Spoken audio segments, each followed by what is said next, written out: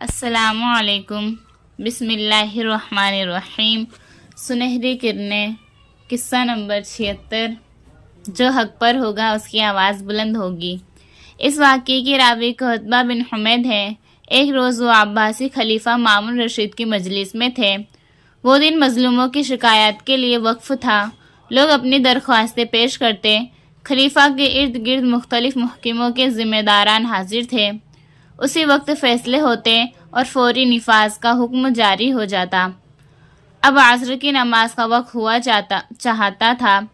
خلیفہ سارا دن بے حد مصروف رہا تھا۔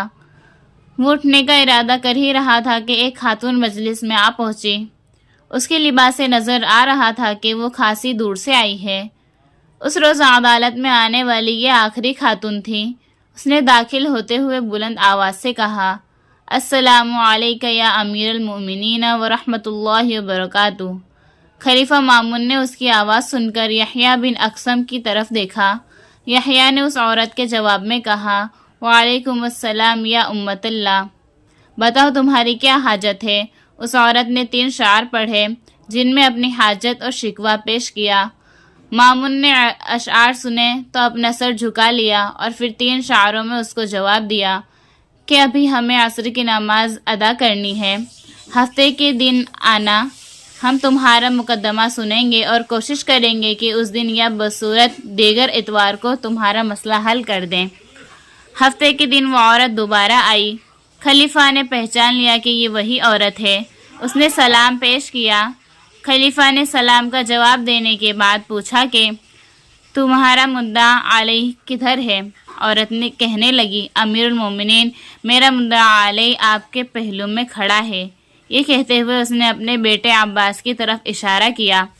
خلیفہ نے احمد بن ابی خالد سے کہا کہ وہ مدعا علیہ کا ہاتھ پکڑے اور اسے عورت کے ساتھ کٹہرے میں کھڑا کر دے۔ حکم کی تعمیل ہوئی۔ اب دونوں ماں بیٹا عدالت میں آمنے سامنے ہیں۔